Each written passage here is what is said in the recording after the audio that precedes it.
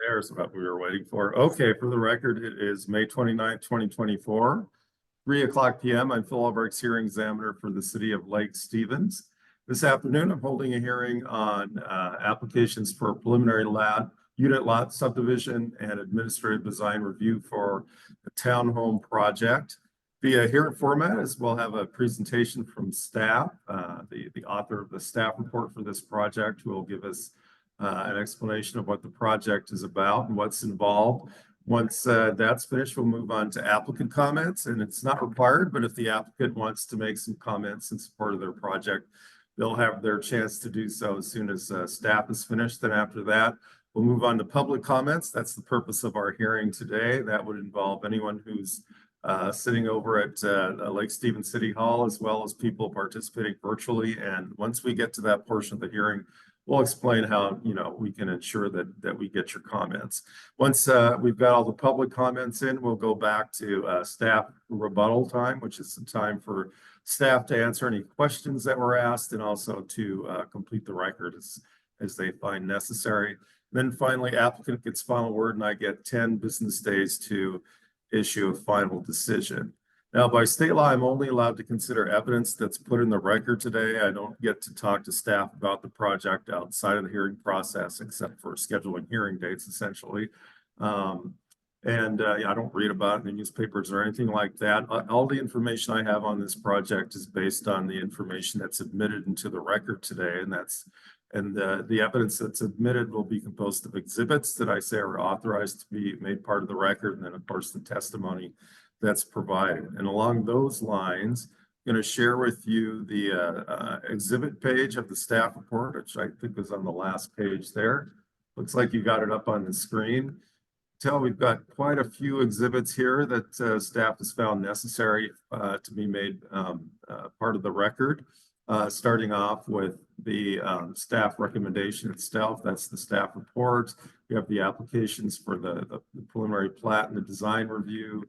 Design review checklist put together, preliminary plat map, which gives you an outline of where the maps, how the lots are going to be configured, the notices that were provided, the comments, and so far as I've been apprised, we've only have 2 public comments. One was from Frank Monkman, the other one was from Shelley Joe Sebring. And if there's someone else out there who submitted a letter and you don't see your name on that list, let us know when it's your time to speak, and we'll make sure that gets in there. We also got comments from the Lake Stevens School District, from the Washington Department of Fish and Wildlife, Washington Department of Ecology. We got the plat and design review package, which contains a bunch of descriptive information about what the project is about, wetland assessment, buffer determinations. We also had an arborist report put up together. We had a drainage report, which deals with stormwater, geotechnical engineering, traffic, a worksheet, which deals with traffic impacts, and utility availability letters, which tell us that sewer, water, electricity can be made available to the project.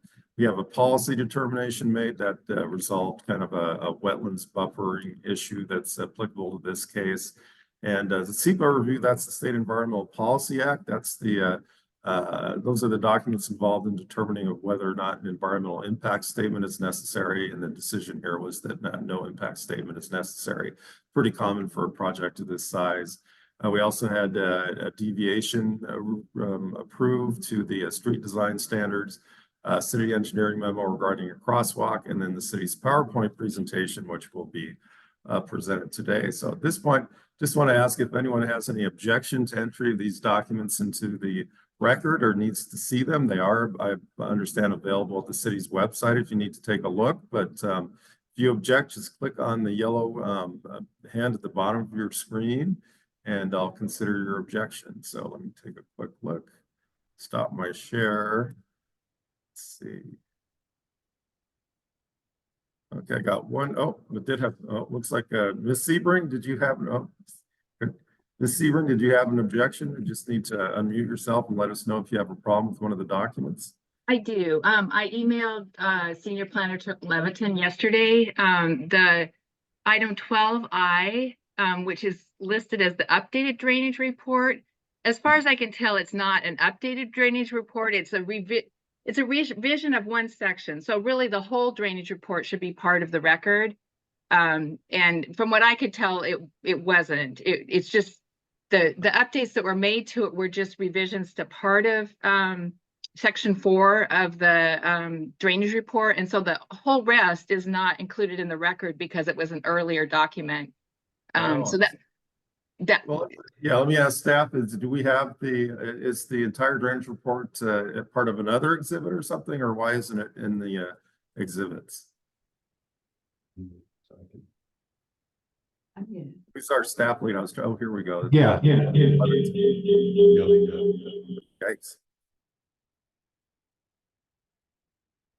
Oh, it looks like you're muted, Mr. Levinson. There you go. All right. Are you able to hear me now? Yeah. Mhm. Examiner Ulbrichts, are you able to hear? Yes, now I can hear you. Yeah. Okay. So yes, that I believe I had assumed that the amended version included the full report, and so when I uploaded it, there were 2 different versions of the drainage report. So that is something that we can enter into the record. Okay. I did look back through that. So if you'd like to include it, Ms. Sebring also submitted a set of written comments late this afternoon, I believe at about 2 p.m., which I believe that Secretary Fenrich forwarded on to you, so that we would be proposing to add that in as Exhibit 18, and we Okay. can add in the full drainage report as Exhibit 19, and that's something that we can distribute. It was available on the same link, it just wasn't labeled. So if that's information that's needed, that's something that we can provide. Okay, so 18 would be Ms. Sebring's comments from today. 19 would be the full drainage report. Yeah, the So- original drainage report, correct. The original drainage report, right? Okay, so any objections over adding those 2 to our list? Again, just click on the virtual hand at the bottom of your screen. Okay, seeing no objections, then 18 and 19 are admitted, as well as 1 through 17. Well, now we have the complete set. And has the applicant received a copy of Ms. Sebring's comments as well, Mr. Levinson? Yes, those were forwarded to Mr. Larson. Okay, good to hear. All right, well, at this point I can swear you in, Mr. Levinson, so just raise your right hand. Do you swear or affirm to tell the truth, nothing but the truth in this proceeding? I do. Okay, great, go ahead. All right, so I'm just going to do a really quick PowerPoint. The applicant is here, as well as members of his consultant team that can speak to various components of the project later on after their presentation or as part of the applicant's presentation. So I'm going to go ahead and share my screen real quick.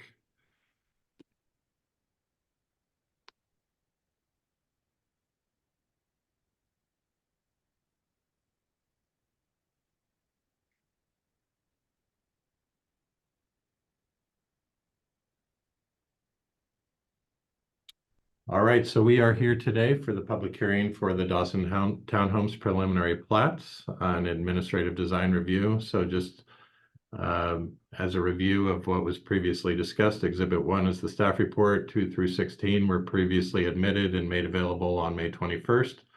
Exhibit 17 is the PowerPoint presentation. Exhibit 18, Ms. Sebring's comment letter from this afternoon, and then as just noted by the hearing examiner, Exhibit 19, the original drainage report that was submitted back in October of 2023. So just a little bit about this project. The applicant is Landpro Group, represented by Mr. Ryan Larson, who is available here and will be speaking for the applicant. Property owner is South Lake Ridge LLC. The property address is 1622 South Lake Stevens Road, and the site size is approximately 2.84 acres. Here's a vicinity map, just showing the general location here in yellow. This is 20th Street Southeast. Stitch Lake is Stitch Lake up here, Lake Stevens further to the northeast, South Lake Stevens Road fronting the site. And then it's about midway between 15th and 18th Street Southeast. A little bit just on the procedural background on this. This was submitted back in October of 2023. A completeness letter was sent out, and then a notice of application was sent out, as well as subsequently a notice of public hearing. Those are included within Exhibit 7. The The required public meeting for a type 3 application was held on December 5th, 2023. Staff waited for 15 minutes and there were no attendees, at which time we ended the meeting. There is a SEPA planned action certification that was issued. This would ordinarily be a categorically exempt project, as creating fewer than 30 single family or 60 multifamily residential units, but because it's within the boundaries of the 20th Street Southeast Corridor subarea, it was required to go through that planned action certification process. A preliminary plat is a type 3 permit that requires hearing examiner review and decision following a public hearing. At the applicant's request, a consolidated review of the type 1 administrative design review application was compiled with that type 3 process for the preliminary plat. And as noted, the hearing examiner makes a decision following this open record public hearing. So this property has a comprehensive plan designation of high density residential with corresponding zoning of RA12. Looking at the site and looking at historic aerials of the site, it shows that the site has been cleared and disturbed to basically its current extent for at least the last 40 years. There is a Category 1 wetland on the western portion, and there has been a critical areas of, well, a buffer determination report from the applicant, from their consultant who is available to speak to that, that noted that the gravel areas have effectively established the wetland buffer per section 1488-220 subsection N of the Lake Stevens Municipal Code. That's within chapter 1488, which is our critical areas ordinance. And all existing structures on the site have been demolished under building permit BLD 2023-0824. So as far as the specifics of the project, this is for a preliminary plat application for a unit lot subdivision, which basically allows for the fee simple sale of townhome or duplex lots. Basically, with a unit lot subdivision, the zoning and development standards are applied for the entire site. It's slightly different than a traditional plat as far as creating individual kind of buildable lots through that mechanism. This is specifically a unit lot subdivision for the purposes of creating those individual lots for the townhomes. The required open space is provided in tract 996, which is kind of in the southwest corner of the development towards tract 997, which is the native growth protection area, which is approximately 1.26 acres. Looking at the preliminary plat map, the required on-street parking stalls are provided just east of tract 996. They're kind of in the southern terminus of Drive B. Some of the plat design and features, it is accessed from South Lake Stevens Road. There are private access tracks, drives A and B, which were proposed to have a modified design. That was approved through ED's deviation through land use application number 2024-0016. The applicant will be required to provide frontage improvements along South Lake Stevens Road, including sidewalk, bike lane, landscape strip, curb, and gutter. They have proposed at-grade sidewalks along drives A and B.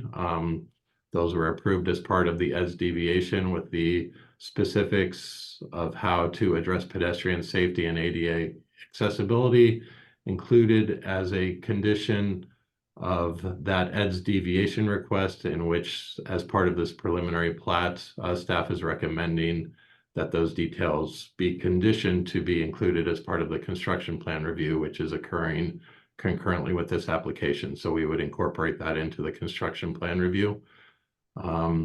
Construction plan review is also addressing pedestrian safety. As noted, we did receive a comment letter from the Lake Stevens School District, which I will get into in more detail during the discussion of public and agency comments.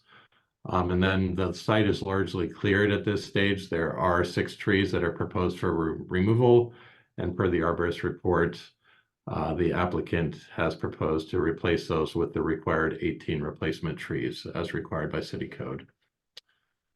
So a little bit about the public and agency comments, which are included in exhibits 8 through 11, as well as new exhibit number 18.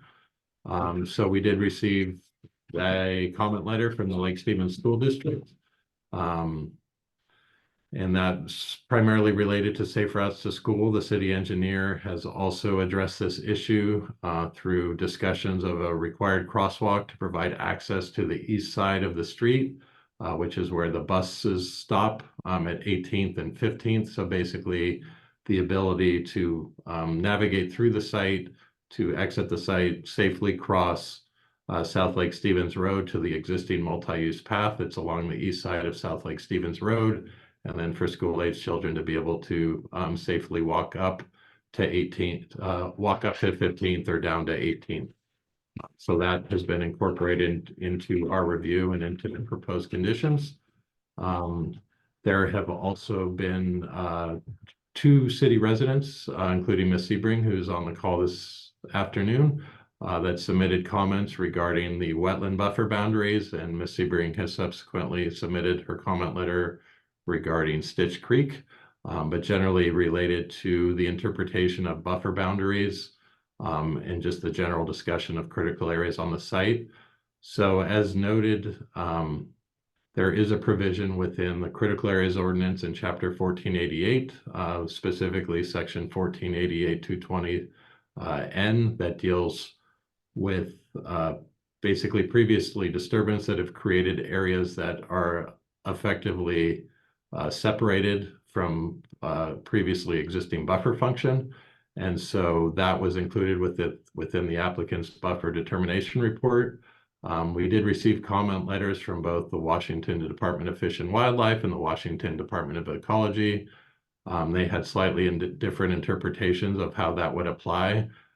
We did review the applicant's buffer determination report and consulted with the wetland specialist from the Department of Ecology, and they concurred with the city's interpretation of our critical areas ordinance that generally the existing gravel area that was kind of freshened up as part of the demolition permit, but did not expand the extent of the previously disturbed gravel areas, that those did effectively establish the boundaries of the wetland buffer.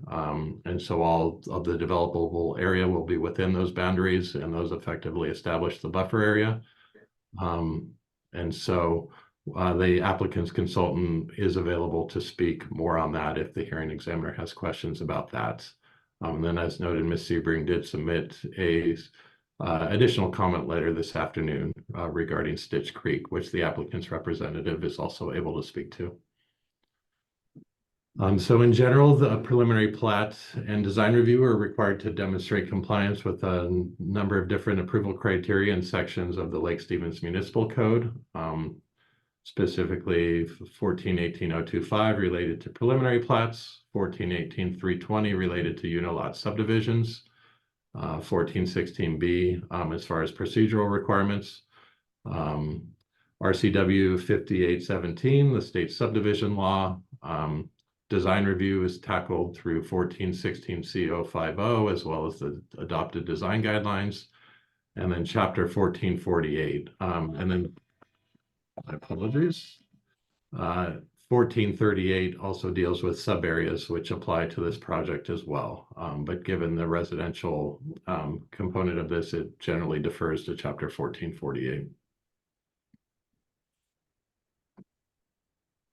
So as far as staff's findings and conclusions, as demonstrated within the staff report, staff has concluded that the proposal is consistent with the comprehensive plan, meets the intent of the R812 zoning district and the zoning district standards. As condition would meet RCW 5817. The applicant has demonstrated that utilities are available to serve the plat, as demonstrated by the utility availability letters that are included as exhibits, and then also met all of the procedural requirements which are discussed in detail within Exhibit 1, the staff report. And with that, staff is recommending that the hearing examiner approve the preliminary plat, which is LUA 2023-0196, as well as the Administrative Design Review application LUA 2023-0197, subject to the conditions in the staff report. Those conditions defer some of the items through the construction plan review, which is ongoing. And so we would incorporate any of the findings from the hearing examiner into that construction plan review before that process is finalized. And so with that, I'm happy to answer any questions. Okay, yeah, and since the second Sebring letter came in fairly late, I haven't had a chance to look at it yet. You said it looks like it addresses issues of Stitch Creek. Did you have any response to that yet yourself, or? Yeah, so she had noted that that it's kind of more a buffer determination report as opposed to a full-blown critical area study, and that is a product largely of the interpretation of 1488-220N, basically because there is this previous long disturbed area that had effectively established the buffers, and that a full critical areas report was not needed, and staff did concur, evaluated that proposal. Her specific comments related to that she did not think that there was adequate acknowledgement or discussion of Stitch Creek. Again, the applicant's wetland consultant is available to speak to that. Staff's kind of preliminary review of her letter, it did come in fairly late, but did have the opportunity to review it. Sorry, I'm on counter duty as well. And so basically there is a kind of a general discussion of Stitch Creek. I would have to pull up the exhibit. It notes in the same state database that Ms. Sebring accessed this information, there is a general discussion of that within the buffer determination report, that there is this type N stream that runs through there and then connects up to Stitch Lake. Basically, whether it's a stream or a wetland, because there is this previously disturbed area that basically essentially bisects what would be the standard buffer. It's kind of basically the same rules that apply to why the wetland buffer is where it is would also apply to any buffer to Stitch Creek. So it doesn't change the general critical areas requirements and critical area buffer requirements. So that's staff's initial response, that there is some kind of general discussion, that it doesn't go into great detail because the buffer determination report is generally based on the interpretation of the city code that allows for these previously disturbed areas to be considered the de facto buffer boundaries. But again, the applicant's wetland biologist and stream biologist is able to speak in more detail to that comment letter. Okay, great. All right, well, let's move on to the applicant then. Does anyone want to speak on behalf of the applicants at this point? This is your one chance during this hearing. Well, one of two, actually. You get final word as well. Any takers out there? See somebody raising their hand. I think that's Mr. Larson there. He's muted though. That's me, Mr. Larson. Okay, Mr. Larson, let me swear you in. Just raise your right hand. You swear affirm, tell the truth, nothing but the truth. I do. Okay, great. Go ahead. All right. Ryan Larson, last name spelled Larscn, with Land Pro Group. Address is 10515 20th Street Southeast, Suite 202, Lake Stevens, Washington, 98258. The applicant proposes to subdivide through unit lot subdivision and construct 28 townhome units in 5 separate buildings on proposed property zone R812. The proposed development is located at 1626 South Lake Stevens Road. The site consists of approximately 2.84 acres and a net developable area of 2.12 acres. Previously stated, the comp plan designation is high density residential, and the property again is zone R812. The max density allowed on the site is 33 units. The applicant's proposing 28 townhomes. The smallest unit lot is 1,276 square feet, and the largest townhome unit lot is 1,569 square feet. I think Mr. Levitan went in extreme great detail over the frontage requirements for the project, and the internal road, as previously discussed, is 30 feet wide with at-grade sidewalks. Both sidewalks on the north and south are 5 feet wide, and the internal driving surface is 20 feet. and which terminates into a hammerhead at the western end portion of the site. Parking on site, the applicant or the code requires 2 per unit plus 1 additional space for every 4 units. So there are 5 additional off-site parking spaces.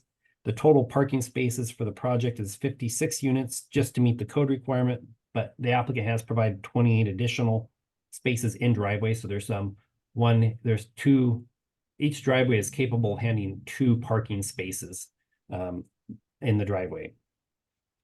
Open space requirement, David Levitan again went over that in extreme detail, so I won't go in much detail there. Landscaping requirements. Street trees are also proposed along the newly created frontage of the property. There'll be some street trees along the frontage. We've also provided a buffer along South Lake Stevens Road as a type B buffer along that South Lake Stevens Road.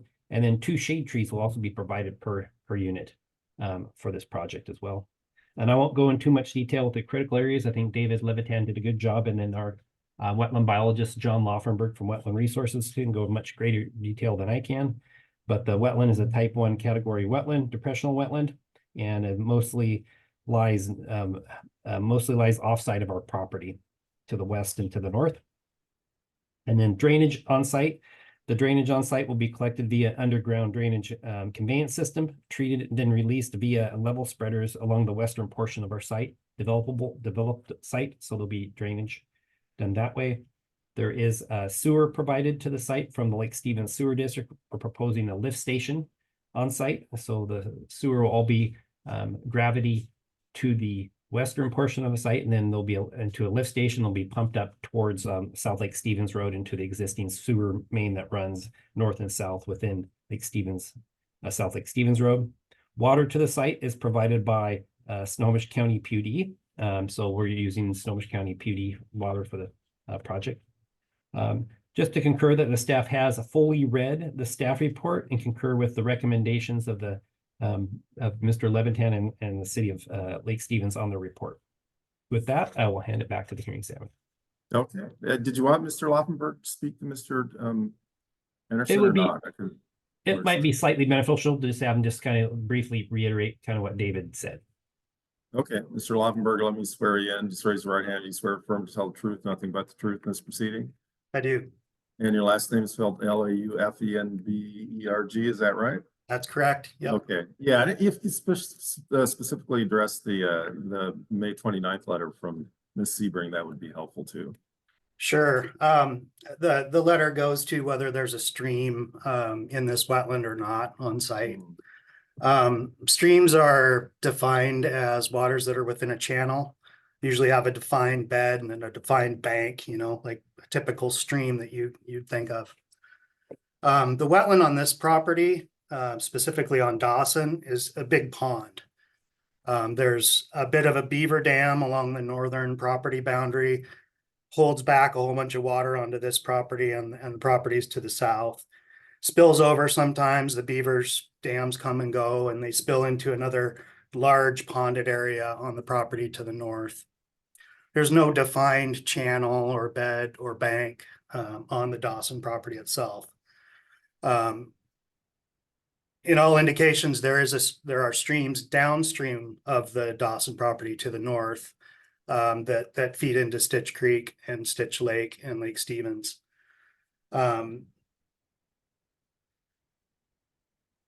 The wetland rating form identifies the wetland on this site as a headwater wetland, which typically means it's a large ponded area that feeds into a stream. So we've acknowledged that, and we've acknowledged that there are streams downstream of the Dawson property. There's no bed or bank or channel on the Dawson property itself. Regardless, if you did call it a stream within that big ponded wetland, it would likely be considered a type F stream by Fish and Wildlife, F like fish. And under the city code, it would get 100-foot buffer, which is smaller than the 110-foot buffer that the wetland requires. And all of that is sort of trumped by the gravel situation and the previous development that has occurred on the site. So. Okay, thank you, Mr. Laufenberg. Appreciate your comments. All right, I think with that, we can move on to public comments. And just, click on the virtual hand at the bottom of your screen if you want to be recognized, and I'll just go through the order that I have on my participant list here at the Zoom screen. Not seeing any takers yet. Ms. Seberg, did you plan on saying, oh, there you are. Okay, let me swear you in. Do you swear affirm, tell the truth, and nothing but the truth in this proceeding? I do. Okay, great. Go ahead. I stand by the comments that I sent in. When you hear Mr. Leviton and Mr. Laufenberg talk, they talk a little bit differently. Mr. Laufenberg, until the end of his comments, tried to explain how it's not really a stream on the site and it just goes to the north. I mean, beavers don't just live in ponds, they live in rivers and make ponds. So, and live in streams. They want running water that they can stop up. So, and the sites, the sources he cited in his report, as I mentioned, which he doesn't cite later in the report, just under a list of references, basically says it runs through the property. That means it runs from outside the property through the property. And that's important for the Stitch Creek corridor, the Stitch Creek watershed, that it's probably starting somewhere else to the south, coming through the property, going to the north. And like he said, I'm glad he agrees that it's a type F stream. That's important. Yeah, I think my comments, I think it's just really important. Whether it changes the outcome or not, it needs to be, if you're going to talk about critical areas, you need to talk about every critical area, not just the ones you want to talk about. And so I think it was important to put Stitch Creek in that report, and it really wasn't covered like it should have been. Thank you. Okay, thanks, Ms. Sebring. All right, anyone else out there, members of the public? No takers? Okay, back to Mr. Leviton for final rebuttal. Mr. Leviton, I want to ask you a little bit about the staff's interpretation that cleared areas kind of can serve as buffer boundaries. There's a bunch of case law that says no deference is due to staff interpretation unless it's a matter of historical practice that staff has made that interpretation.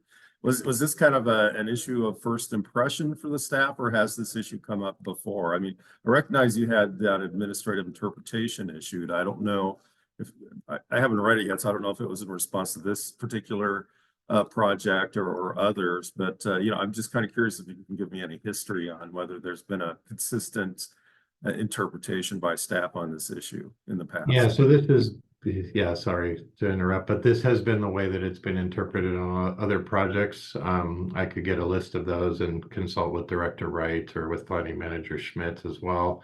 But basically, this project, the issue came up again as far as how to utilize that section of the code 1488. There. And specifically with just cleared areas we're talking about, as opposed to basically they're cleared or areas that had been developed, just how to treat them and how to interpret that section. And when it came up again as part of this project, that did spur the official interpretation by the community development director, just to provide a little bit more clarity on how that applies. So it's a very kind of long document. It doesn't address just this issue. It evaluates a number of different situations and scenarios. So it's trying to provide kind of a comprehensive assessment of how that section of code should be interpreted. So it's, as part of our review for this specific land use application, we did determine and agreed with the applicant's consultant there, Mr. Laufenberg, as far as the interpretation of the applicability of that section, that it did effectively establish the wetland buffers, that it would also, if there was no wetland and just say Stitch Creek there, and if it did have, the standard buffer would be superseded by this section of code, given that there is all this gravel area that basically disconnects, what would be the western portion of the wetland buffer from the eastern extent, if it were to say extend out 100 or 110 feet. That basically all of this gravel area basically makes it so the buffer cannot function. And as I had noted, that And as is included within the comments, there was kind of slightly different interpretations between Department of Fish and Wildlife and Department of Ecology. And so we did review that and consider both agency comments as part of that, as well as the applicant's critical areas report or buffer determination report.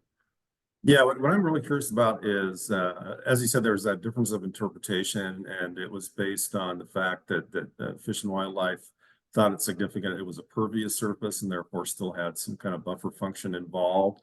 I mean, has that issue been addressed before by the department as far as you know, dealing, and that's why I was kind of limiting my comments to cleared surfaces as opposed to developed.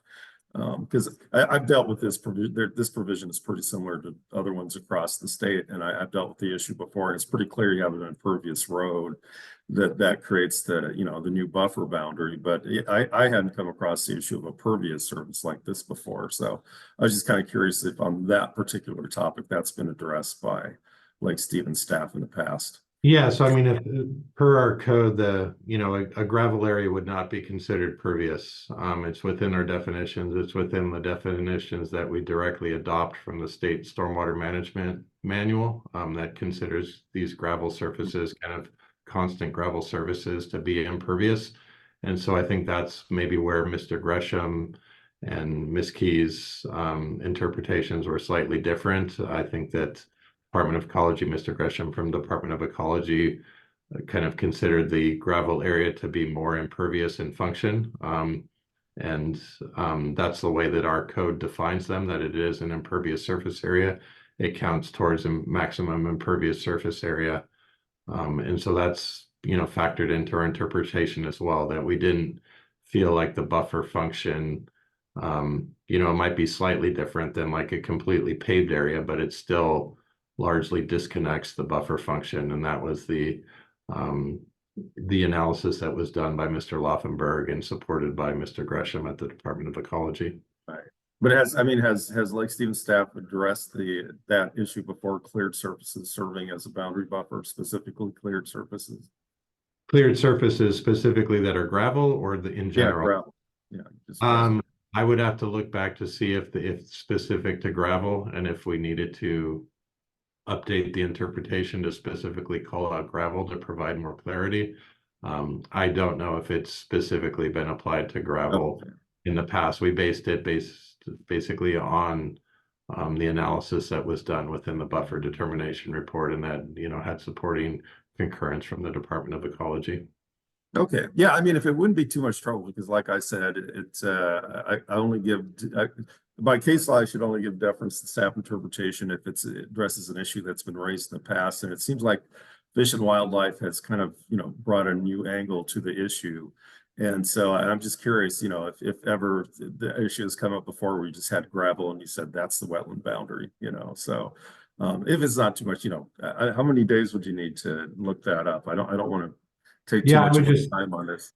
Yeah, I would consult with just a couple of planners to see if any of the past projects specifically were gravel areas where this specific code provision within chapter 1488 has been implemented. I would say within a day or two could do that. Oh, okay. Yes, I'll give you till let's say Friday at 5. Just email me, and then anyone out there who wants to see that email, just send an email request to Mr. Leviton, and he'll CC you on that email to me. And I'll give the applicant a couple days to respond to that. And, if anything, well, I'll let anyone respond to it, within 2 days of Mr. Leviton's email to me. If someone wants to respond to it, they can. And if it's someone other than the applicant, I'll let the applicant 1 day reply. So, all right. With that, I think was there anything else that Mr. Leviton you wanted to add, or? I do not have anything to add. Thank you. Pretty straightforward. And then we'll just go back to Mr. Larson. Any final comments? Yep, just one little comment. So I did have a pre-app with the city of Lake Stevens, a project fairly close to our site here, in which we had a gravel surface driveway, and the city at that time considered that to meet that code requirement as well for a pre-app. We never carried the project forward for various reasons, but I will try to find emails and forward those off to David. Oh, so sure, yeah. And that was for another project, I take it. Yep. Another project site. Okay. Yep. Okay. So with that, I have nothing further add. Anything else? Nope. Okay, all right. Well, I'll just close the hearing for today. Like I said, until Friday, Mr. Leviton will just take a quick look to see if the issue of cleared gravel services has served as a wetland or well, any critical area boundary in the past for streams as well. And if that's the case, he's going to email that to me and CC anyone else who requests a copy of that email. Then anyone can respond to that by Tuesday at 5 p.m. of next week, which would be, let me get the exact date on that. June 4th at 5 p.m. If anyone wants to respond to that email, and if someone does other than the applicant, Mr. Larson, I'll give you till the 5th to provide a response to, a reply, I should call it, to the public response to the email. So I think with that, we're closed for today. See a raised hand, Ms. Sebring. Just like if I have, okay, so if I ask for that report that David's gonna provide, then I would email my response back to him. Yes, that's Okay, right. Yeah, thank correct. you. Just email back to Mr. Leviton. He'll send that on to me as well as the applicant, right, Mr. Leviton? That is correct. Okay, all right. I think it's a good question. Okay, very good. Okay, well, we're adjourned for today. Everyone have a great day.